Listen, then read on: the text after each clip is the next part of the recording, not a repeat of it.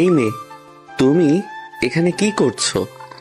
আর আমার ল্যাপটপ কেন খোলা? ওমা, আপনি কখন এলেন? আমি তো ভাবলাম ল্যাপটপটা বোধহয় একা একা বোর হচ্ছে, তাই একটু সঙ্গ দিচ্ছিলাম। বেচারা সারাদিন শুধু কাজের হিসাব দেখে, একটু কার্টুন বা মুভি না দেখলে মনও খারাপ করে না। ল্যাপটপ বোর হচ্ছে না, তুমি বোর হচ্ছ। আর আমার ফাইলে হাত দিয়েছো কেন? জানো এগুলো কত ইম্পর্টেন্ট? আমার অফিসের পুরো মাসের প্রজেক্ট ডিটেলস ওখানে আছে। একটু এদিক সেদিক হলে কি হবে জানো? ইস, আপনার সব কিছুই important. File important, laptop important, office important, শুধু এই বাড়িতে আসা মেহমানদের কোনো দাম নেই, তাই না? আমরা যে 3 দিন হলো এসেছি, আপনি একবারের জন্য জিজ্ঞেস করেছেন তুলি তোমার কি কিছু লাগবে? মেহমান যদি মেহমানের মতো থাকে তাহলে সমস্যা নেই, কিন্তু মেহমান যদি চোরের মতো ল্যাপটপে গেম খেলার চেষ্টা করে তখন সমস্যা। আর তাছাড়া মেহমানদারি করার জন্য বাড়িতে মা আছেন, ভাবি আছেন। আমার কাজ মেহমানদারি করা না। আমি চোর? আপনি আমাকে চোর বললেন দুলা ভাই? দাঁড়ান, আমি এক্ষুনি আপুকে গিয়ে বলছি আপনি আমাকে অপমান করেছেন। আমি আর এই বাড়িতে থাকবো না। তুলি কথাগুলো বলেই রাগে গাল ফুলিয়ে পা দাপাতে দাপাতে দরজার দিকে এগোলো। আরাফ দীর্ঘশ্বাস ফেললো। এই মেয়েটাকে নিয়ে সে আর পারছে না। বড় ভাবির বোন হিসেবে তুলি এই বাড়িতে প্রায়ই আসে, কিন্তু এবারের আশাটা একটু অন্যরকম। তুলির কলেজ ছুটি, তাই সে লম্বা সময়ের জন্য এসেছে। আর এসে আরাফের শান্ত জীবনটাকে ঘূর্ণিঝড়ের মতো এলোমেলো করে দিচ্ছে। আরাফ দেখলো তুলি সত্যিই দরজার দিকে যাচ্ছে অভিযোগ করতে। সে দ্রুত চেয়ার ছেড়ে উঠে গিয়ে দরজার সামনে পথ আটকে দাঁড়ালো। খবরদার, ভাবিকে ডাকবে না, আর আমাকে দুলাভাই ডাকবে না। কতবার বলেছি আমি তোমার আপন দুলাভাই না, আমি তোমার দুলাভাইয়ের ভাই। মানে আমাকে নাম ধরে বা ভাইয়া ডাকতে পারো, কিন্তু দুলাভাই ডাকবে না। ওটা শুনলে নিজেকে বুড়ো মনে হয়। মোটেই না, আপনি আমার দুলা ভাইয়ের ভাই, মানে আপনিও এক প্রকার দুলা ভাই। সম্পর্কে তো তাই হয়। আর আমি আপনাকে ভাইয়া ডাকবো না। আপনি দেখতে মোটেও ভাইয়া টাইপের না। ভাইয়ারা হয় সুইট কিউট, আর আপনি আমি কি? আপনি হলেন খিটখিটে বুড়ো টাইপ। সবসময় ভুরু কুচকে থাকেন, মনে হয় যেন সারা দুনিয়ার বোঝা আপনার মাথায়। খিটখিটে বুড়ো আমি? আমার বয়স মাত্র 27, আর তুমি আমাকে বুড়ো বলছো? 27 তো অনেক বয়স, আমার বয়স মাত্র 17। সেই হিসেবে আপনি বুড়োই। আর রাস্তা ছাড়ুন, আমি আপুর কাছে যাব। কথাটি বলেই তুলি আরাফকে পাশ কাটিয়ে এক দৌড়ে রুম থেকে বের হওয়ার চেষ্টা করলো, কিন্তু মেঝের কার্পেটে তার পায়ের আঙ্গুল আটকে গেল। ভারসাম্য হারিয়ে সে হুমড়ি খেয়ে পড়তে যাচ্ছিল সামনের টি টেবিলের উপর। আরাফ চোখের পলকে হাত বাড়িয়ে দিল। তার শক্ত হাত তুলির ডান হাতটা খপ করে ধরে ফেললো এবং এক হ্যাচকা টানে তাকে নিজের দিকে ফিরিয়ে আনলো। তুলি এসে আশ্রে পড়লো আরাফের বুকের উপর। আরাফের অন্য হাতটা অজান্তেই তুলির কোমর জড়িয়ে ধরেছে সাপোর্ট দেওয়ার জন্য। মুহূর্তের জন্য সময় যেন থমকে গেল। তুলি নাক গিয়ে লাগলো আরাফের শার্টের বোতামে। আরাফের শরীরে দামি পারফিউমের একটা উগ্র সুবাস যা তুলির মাথা ঘুরিয়ে দিল। সে নিঃশ্বাস বন্ধ করে ফেললো। আরাফ স্তব্ধ। তার বাহুবন্ধনে এই চঞ্চল কিশোরীটি এখন একদম শান্ত। আরাফ অনুভব করলো তুলির হৃদস্পন্দন, যা খুব দ্রুত লয়তে চলছে। সাবধানে চলতে পারো না? পড়ে গেলে তো ব্যথা পেতে, কপালটা কেটে যেত টি টেবিলের কোনায় লেগে। আরাফের কণ্ঠে তখন রাগের বদলে মৃদু শাসনের সুর। সে আলতো করে তুলিকে সোজা করে দাঁড় করিয়ে দিল, কিন্তু হাতটা ছাড়লো না। তুলি এবার আর কোনো উত্তর দিল না, শুধু মাথা নিচু করে নিজের অন্যার খুঁট পেঁচাতে লাগলো। 16-17 বছরের চঞ্চল কিশোরীটা এই মুহূর্তে কিছুটা শান্ত। হয়তো আরাফের ওই গম্ভীর চোখের দিকে তাকিয়ে তার বুকের ভেতরটা একটু ধক করে উঠেছে। আরাফ খেয়াল করলো মেয়েটার ফর্সা গাল দুটো লজ্জায় বা ভয়ে কিছুটা লাল হয়ে গেছে। তার চোখের পাপড়িগুলো কাঁপছে। আরাফের বুকের ভেতরটাও কেমন যেন করে উঠলো। সে দ্রুত চোখ সরিয়ে নিয়ে নিজের ডেস্কে ফিরে যাওয়ার ভান করলো। আপনি আপনি আমাকে বকবেন না তো? বকার মতো কাজ করলে তো বকবই। যাও এখন, আমার কাজ আছে। আর শোনো, পরবর্তীতে অনুমতি ছাড়া আমার রুমে ঢুকবে না, আর ল্যাপটপের পাসওয়ার্ড খোলার চেষ্টা করবে না। পাসওয়ার্ড তো আমি জেনেই গেছি। কি কি করে জানলে? আপনি যখন টাইপ করছিলেন আমি আড়াল থেকে দেখেছি। Works life. ইস, কি বোরিং পাসওয়ার্ড। কেউ পাসওয়ার্ডে এসব লেখে? আমি হলে লিখতাম রাজকন্যা তুলি বা এমন কিছু। যাও, ভাগো এখান থেকে। রাজকন্যা? তুলি মাথা নেড়ে সম্মতি জানিয়ে ধীর পায়ে রুম থেকে বেরিয়ে গেল, কিন্তু দরজার বাইরে গিয়ে সে আবার উকি দিল। আরাফ তখন ল্যাপটপে মন দিয়েছে। কিন্তু তার ঠোঁটের কোণে এখনো মৃদু হাসি লেগে আছে। তুলি মুচকি হেসে মনে মনে ভাবলো, চিটকিটে বুড়ো, তোমাকে আমি ঠিক করে ছাড়বো। হাসলে তোমাকে কত সুন্দর লাগে সেটা তুমি জানোই না। বিকেলের দিকে বাড়ির পরিবেশটা বেশ জমজমাট। দোতলা ডুপ্লেক্স বাড়ির ড্রয়িং রুমে বসে গল্প করছেন আরাফের মা শাইলা বেগম এবং তুলির মা সালমা বেগম। সালমা বেগম অসুস্থ, তাই তিনি কিছুদিনের জন্য বড় মেয়ে মীরার কাছে এসেছেন ডাক্তার দেখাতে। সাথে এসেছে ছোট মেয়ে তুলি। মীরা রান্নাঘর থেকে নাস্তা সাজিয়ে আনছে, মর্জিনা খালা তাকে সাহায্য করছেন। তুলি সোফায় বসে পা দুলিয়ে চিপস খাচ্ছে। রে তুলি, তুই আরাফের রুমে গিয়েছিলি শুনলাম। ও তো কাজ করছে, বিরক্ত করিসনি তো? ও কিন্তু কাজের সময় ডিস্টার্ব একদম পছন্দ করে না। আমি কেন বিরক্ত করব? আমি তো শুধু দেখতে গিয়েছিলাম তার ল্যাপটপে নতুন কোনো মুভি আছে কিনা। কিন্তু তোমার দেবর তো একটা রোবট, তার ল্যাপটপে শুধু ফাইল আর ফাইল, একটা গেমও নেই। তুই আর বড় হলি না। আরাফ কিন্তু এত চঞ্চলতা পছন্দ করে না, ও একটু শান্ত থাকতে ভালোবাসে। ছোটবেলা থেকেই ও এমন, নিজের জগৎ নিয়ে থাকে। শান্ত থাকতে ভালোবাসে নাকি রোবট হয়ে থাকতে ভালোবাসে? সারাদিন শুধু কাজ আর কাজ। আচ্ছা আপু, ও কি কখনো হাসে? মানে মন খুলে হাসে? মীরা বোনের কথা শুনে শব্দ করে হেসে ফেলল। তুলির গাল টিপে দিল সে। আরাফকে নিয়ে তুলির এই কৌতূহল মীরার কাছে বেশ মজার লাগলো। হাসে রে পাগলি, হাসে, তবে সবার সাথে না। ওর মনের মানুষ পেলে দেখবি ঠিকই হাসছে। আসলে আরাফের ওপর অনেক দায়িত্ব তো, তাই ও একটু গম্ভীর হয়ে গেছে। বাবার ব্যবসার হাল ধরতে গিয়ে ছেলেটা নিজের শৈশব কৌশল সব বিসর্জন দিয়েছে।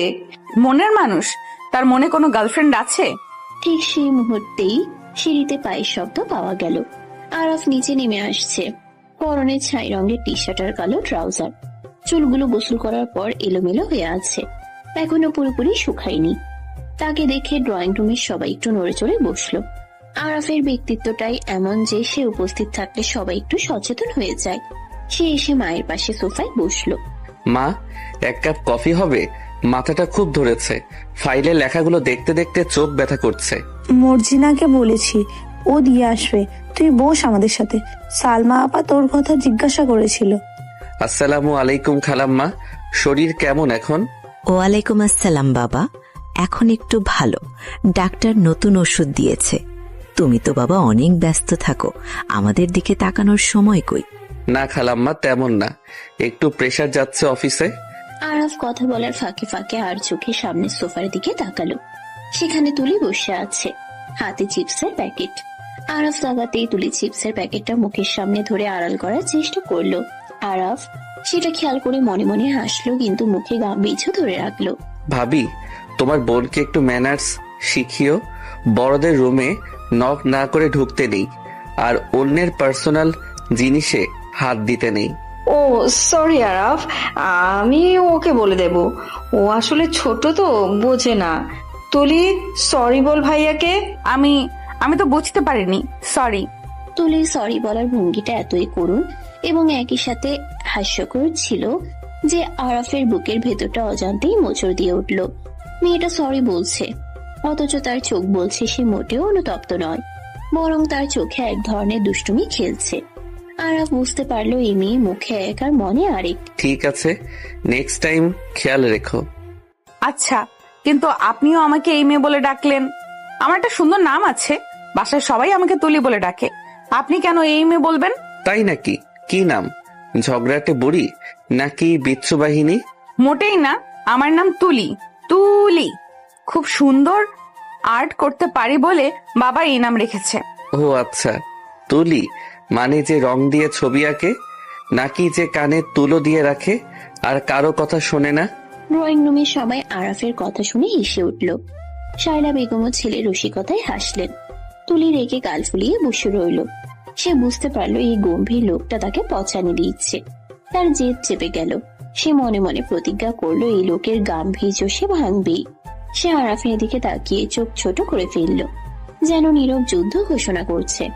সন্ধ্যা গড়িয়ে রাত নেমেছে।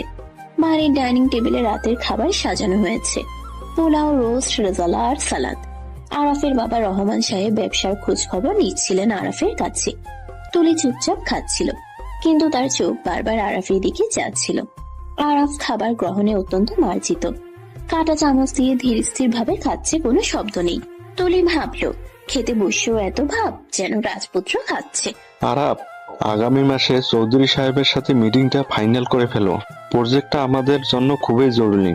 আর হ্যাঁ, চৌধুরী সাহেব সেদিন ফোনে একটা প্রস্তাব দিলেন। কিসের প্রস্তাব বাবা? আসলে উনি চাইছিলেন আমাদের সাথে আত্মীয়তা করতে। ওনার মেয়ে নীলা, মেয়েটা কিন্তু বেশ ভালো, পড়াশোনায় ব্রিলিয়েন্ট, দেখতেও মাশাল্লাহ। চৌধুরী সাহেব চাইছিলেন নীলার সাথে তোমার বিয়ের ব্যাপারে কথা বলতে। কথাটা শোনা মাত্রই তুলির গলায় খাবার আটকে গেল। সে বিষম খেয়ে কাশতে শুরু করলো। প্রচন্ড কাশিতে তার চোখ মুখ লাল হয়ে গেল। মীরা দ্রুত তাকে পানি এগিয়ে দিতে চাইলো, কিন্তু তার আগে আরাফ নিজের গ্লাসটা বাড়িয়ে দিল তুলির দিকে।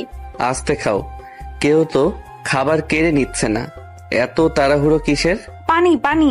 তুলি আরাফের হাত থেকে গ্লাসটা নিয়ে এক নিঃশ্বাসে পানি শেষ করে ফেলল। স্বস্তির নিঃশ্বাস ফেলে সে তাকালো আরাফের দিকে। শাইলা বেগম উদ্বিগ্ন হয়ে উঠলেন। কি হলো রে মা, ঠিক আছিস? হ্যাঁ আন্টি, ঠিক আছে। আসলে বিয়ের কথা শুনে ঝাল লেগেছিল। বিয়ের কথা শুনে চমকে গেলি কেন? তোর তো এখন বিয়ের বয়স হয়নি, হচ্ছে আরাফের। আরাফ রাজি হলে আমরা নীলা মামুনিকে দেখতে যাব।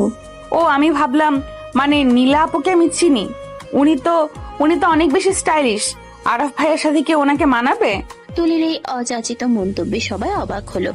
আরাফ ভ্রু কুঁচকে তাকালো তুলির দিকে, তার চোখে প্রশ্নবোধক চিহ্ন। কেন মানাবে না? আমি কি আনস্মার্ট নাকি খ্যাত? না আপনি তো গম্ভীর, আর নীলা আপু তো সারাদিন পার্টি আর ফ্যাশন নিয়ে থাকে। আপনারা তো দুই মেরুর মানুষ। উনি তো আপনার ল্যাপটপের পাসওয়ার্ড শুনলেই হাসবেন। সেটা ওরা বুঝে নেবে। আরাপ, তুমি কি বলো? নীলাকে তোমার কেমন লাগে? বাবা, আমি এখন বিয়ে নিয়ে ভাবছি না, বিজি আছি প্রজেক্ট নিয়ে। আর নীলা আমার ভালো বন্ধু, দ্যাটস ইট। এর বেশি কিছু আমি ভাবিনি। বন্ধু শব্দটা শুনে তুলির বুকের ভেতর থেকে যেন একটা বড় পাথর নেমে গেল। সে নিজেও জানে না কেন আরাফের বিয়ের কথাই তার এত খারাপ লাগছিল। নীলা আপু সুন্দরী, স্মার্ট, বড়লোকের মেয়ে, সব দিক দিয়ে আরাফের যোগ্য। তবুও তুলির মনে হচ্ছে আরাফের পাশে নীলা আপুকে ঠিক মানায় না। আরাফের পাশে এমন কাউকে দরকার যে তাকে হাসাতে পারবে, তার গাম্ভীর্য ভাঙতে পারবে। খাওয়া শেষে আরাফ উঠে গেল।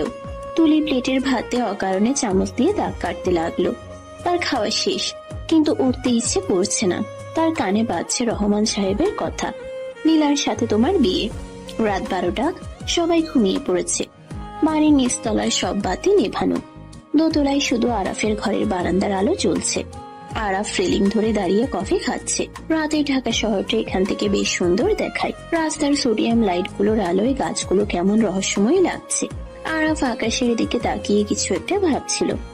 বাবার কথাটা তাকে ভাবাচ্ছে।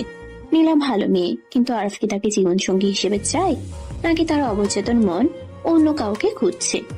হঠাৎ তার মনে হলো পাশে কেউ দাঁড়িয়ে আছে। সে চমকে তাকালো। তুলি, পরনে হালকা নীল রঙের একটা সালোয়ার কামিজ, ওড়নাটা গায়ে জড়ানো, চুলগুলো খোলা, রাতের বাতাসে উড়ছে। চাঁদের আলোয় তুলিকে আজ অন্যরকম লাগছে। সেই চঞ্চলতা নেই, বরং চোখে এক গভীর মায়া। এখনো ঘুমাওনি? রাত হয়েছে।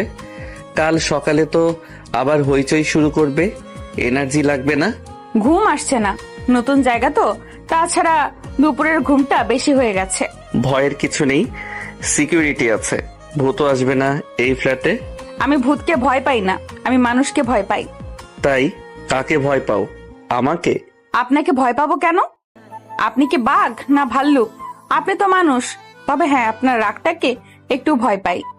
আমার রাগটা আসলে রাগ না, ওটা ডিসিপ্লিন। আমি চাই সবকিছু নিয়মে চলুক।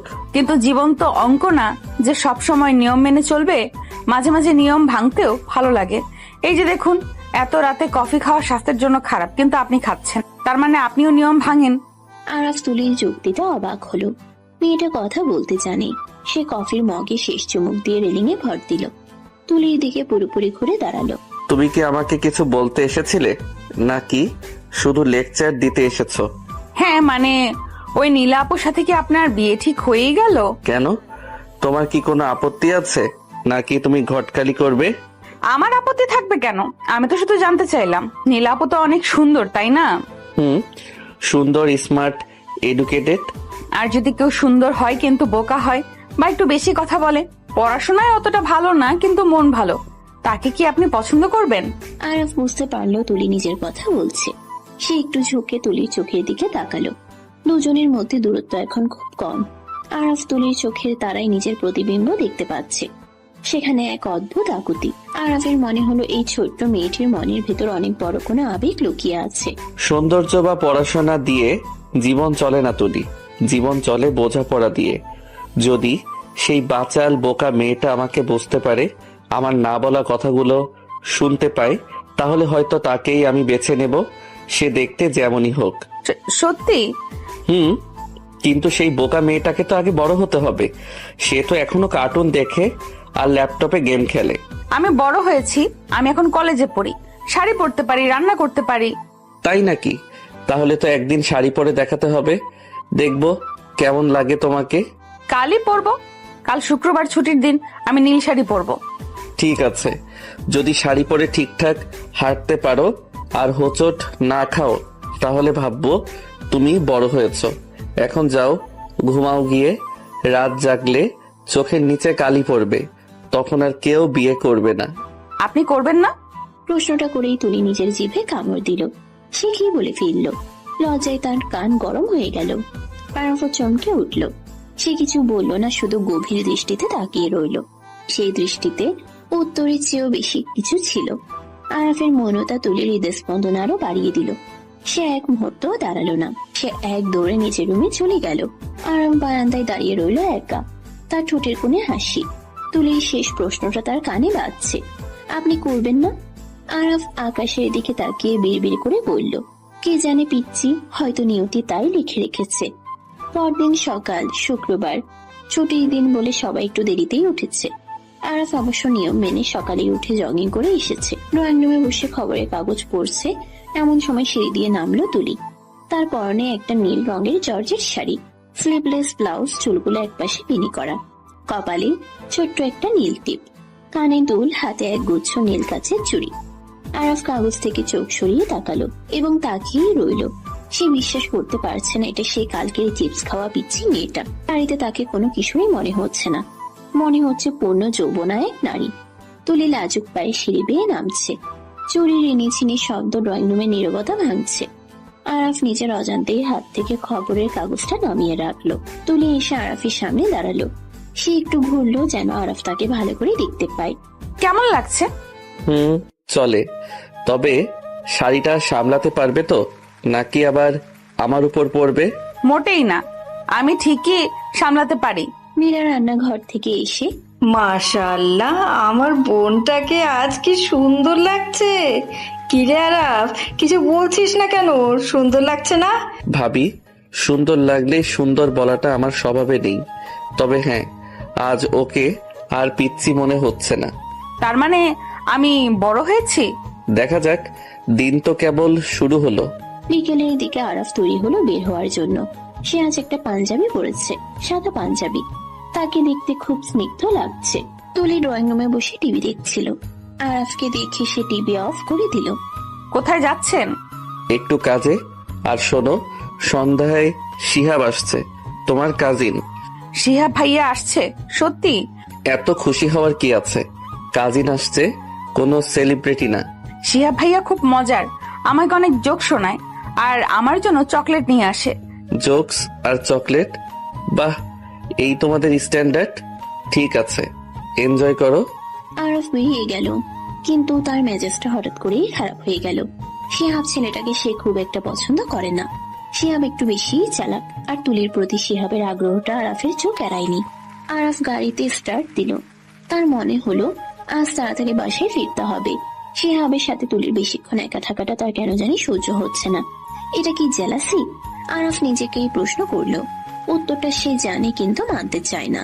পরন্ত বিকেলে গড়িয়ে সন্ধ্যা নামছে। ড্রয়িং রুমের বড় ঝাড় বাতিটা জেলে দেওয়া হয়েছে। তুলি এখনো সে নীল শাড়িটা পরেই বসে আছে। শাড়ি পরার অভ্যাস তার নেই, তাই একটু পর পর কুচি ঠিক করছে আর চোখে দরজার দিকে তাকাচ্ছে। শিহাব ভাইয়া আসার কথা। ছোটবেলায় শিহাব ভাইয়ার সাথে তার অনেক স্মৃতি। শিহাব তাকে সাইকেলে চড়াতো, মেলায় নিয়ে যেত। সেই শিহাব ভাইয়া বিদেশ থেকে ফিরেছে। তাকে দেখার জন্য তুলির মনে একটা শিশুসুলভ উত্তেজনা কাজ করছে। কলিং বেল বেজে উঠলো। মর্জিনা খালা দরজা খুলে দিলেন। ভেতরে প্রবেশ করলো শিহাব।